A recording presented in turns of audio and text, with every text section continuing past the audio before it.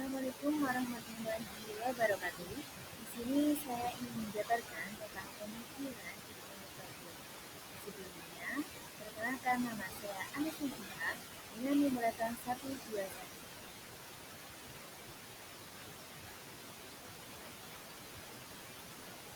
Biografi nama lengkap Ibnu Khaldun adalah Walidi Abu Zaid Abdurrahman bin Muhammad Ibnu Khaldun Al-Jabrani Al-Isfahani.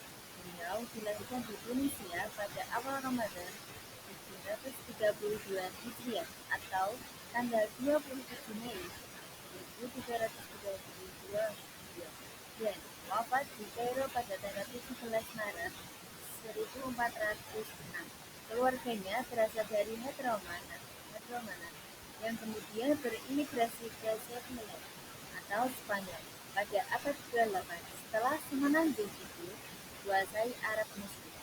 Keluarga ini pro Umayyah dan selama bertahun-tahun menduduki posisi tinggi dalam politik sampai akhirnya hijrah ke Maroko.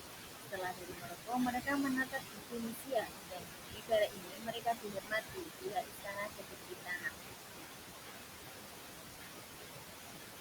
Al-Umrah, kita memulai dari pemikirannya ya teman-teman. Yang pertama yaitu Al-Umrah, membangun paradigma peradaban masyarakat. Segala ilmu pengetahuan termasuk diantaranya ilmu sosiologi, Al-Umran mempunyai makna luas, meliputi seluruh aspek aktivitas kemanusiaan, di antaranya selama geografi, peradaban, perekonomian, sosial, politik, dan ilmu pengetahuan.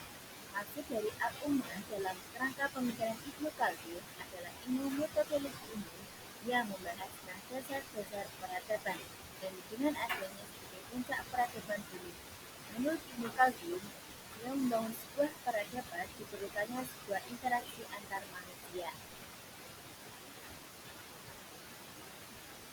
Yang kedua yaitu peletakan dasar sosiologi. Sosiologi menurutnya merupakan sarana untuk memahami sejarah dan kondisi sosial masyarakat pada suatu generasi, proses perubahan dalam suatu masyarakat, faktor dan pengaruhnya dalam peta peradaban suatu bangsa. Dalam konteks sosiologi, Ibnu Khaldun membagi masyarakat menjadi tiga. Yang pertama yaitu masyarakat primitif atau wahyu, terus di mana mereka belum mengenal peradaban dan hidupnya itu berbeda-beda dan hidup secara liar. Yang kedua, masyarakat lebih menetap walaupun masyarakat sejenak, sedangkan yang ketiga masyarakat kota. Masyarakat ini menurutnya sebagai masyarakat peradaban dan mata pencahariannya yaitu dari perdagangan dan perindustrian. Ketika struktur masyarakat ini membagi menjadi tiga format. Tiga.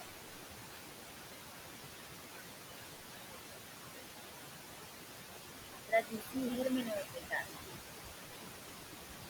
Ibnu Khaldun sendiri juga mengenal tentang pemikiran sejarah teman-teman, yaitu salah satunya yaitu tentang pemikiran hermeneutika.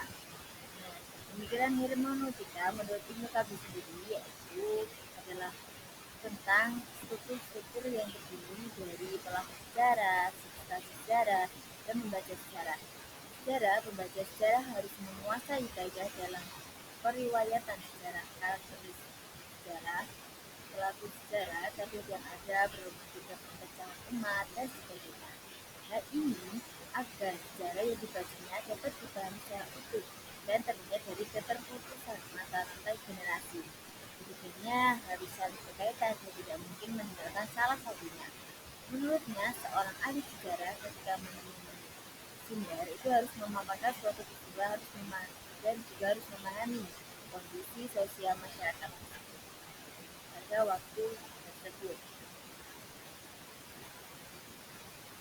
Selanjutnya pemikirnya yaitu Ibnu Khaldun tentang filsafat sejarah. Dalam mengeksplorasi sejarah, Ibnu Khaldun mempunyai keistimewaan dibandingkan dengan sejarah lainnya. Dia mampu menegakkan kembali otoritas kebenaran sejarah melalui pembacaan yang kritis terhadap peristiwa masa lalu. Dalam mukadimah, ia membagi pembahasan tentang sejarah dan peradaban umat manusia ke dalam 4 bagian yang terdiri dari yang pertama yaitu pengantar dan 3 pokok bahasan. Pertama, pengantar yang menguraikan tentang manfaat besar historiografi atau ilmu sejarah. Yang kedua, pembahasan yang menguraikan tentang peradaban Qumran dan ciri-cirinya yang hakiki. Ketiga, pembahasan kedua yang menguraikan sejarah generasi dan negara sejak terciptanya alam hingga kini.